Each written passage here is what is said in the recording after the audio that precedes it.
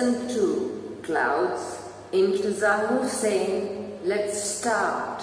Intizar Hussain, born in 1923, is a famous writer from Pakistan who writes short stories and novels in Urdu and also columns for newspapers in English.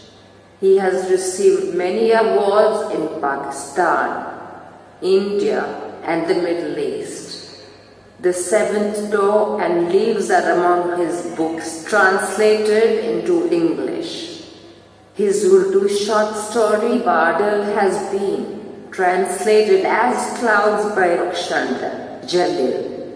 The present text is its edited version.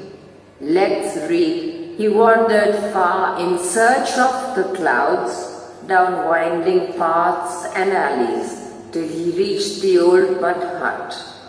There he turned on in the dirt track. He saw a grass cutter coming from the other direction, a bundle freshly cut. Grass balanced on his head.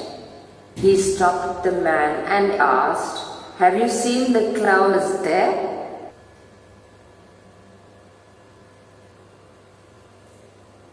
The grass cutter was amazed, as though he had been asked the most peculiar question.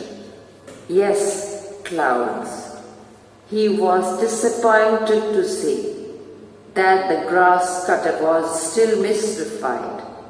He walked on until he came upon a farmer plowing his field.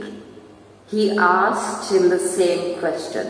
Did the clouds come here? The farmer, too, couldn't make sense of the question. Clouds, he asked. Yes, clouds. He was asking after clouds like a man has lost a child and asks wayfarers if they have seen a child wandering. Perhaps the clouds, too, were lost children and he was going around asking people about them, but no one could give him a satisfactory answer. Let's continue. His mother was the first he had asked in the morning, "Ammaji, where have the clouds gone?" "Who's gone where?" Ammaji said, as if he had asked an exceptionally stupid question. "Clouds, clouds, have you lost your mind? Boy, hurry up now. Wash quickly, eat your breakfast, and go to school." Dejectedly, he washed his hands, sad face, ate his breakfast, and left home. But the question still haunted him. Where did the clouds go? He remembered what he had seen the night before, clouds gathering in the dark sky. But when he went to sleep, the sky was clear and full of stars. Awoke again, he had no idea of the time. All he knew was that it was the middle of the night. Up there in the sky, the clouds were rumbling. In the occasional flashes of lightning, they were dense and black. It looked as if it will be raining. Rain would have ruined his sleep, he knew.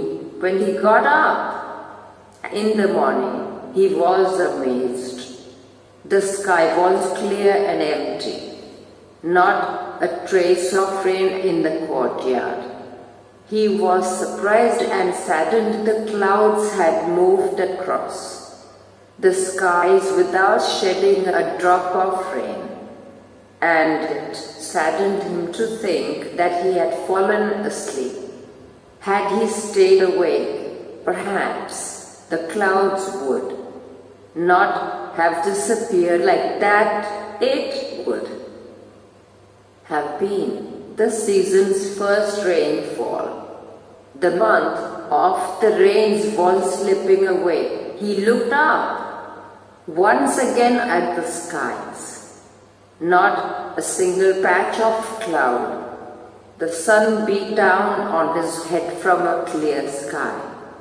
In the fierce heat, he walked between the fields. His body was on fire, his throat dry. After crossing several fields, he saw a large tree in whose shade a Persian wheel turned gently. It was like he had reached an oasis in the middle of a desert. He reached the shelter of the tree and splashed the cool water from the Persian wheel on his dusty feet. Then he washed his hands and face and drank his fill. Let's continue. Refreshed, he looked around. An old man sat on a wall with a Persian wheel. He looked at the old man, wanting to say something, but hesitated. Finally he asked, "Did the clouds come here?" The old man looked closely at him and said, "Son, when the clouds come, the earth and the sky know of their coming. But the clouds were here last night and no one got to know." The old man said, "It is not enough for the clouds to come. I once lived in a place where it hadn't rained for 10 years. 10 years? He was open-mouthed. He sat there listening to his tales. Suddenly, he realized how late it was. He walked for miles in the sun and dust. He went back by the same dirt track he had taken to come there. The sun was still fiercely hot, but when he reached the mud hut, he felt a nip in the air, and the earth was damp underfoot. As he neared his village, he saw the roads were wet. Trees that had been standing draped in layers of dust when he had left in the morning now looked freshly baked. He felt a wave of happiness. He hurried home. He wanted to see how fresh and clean the jamun tree in his courtyard looked. When he got home, he saw that the rain had changed everything. The jamun tree stood clean and scrubbed, freshly showered, and Yumaji was saying, "That was a good shower, thank God."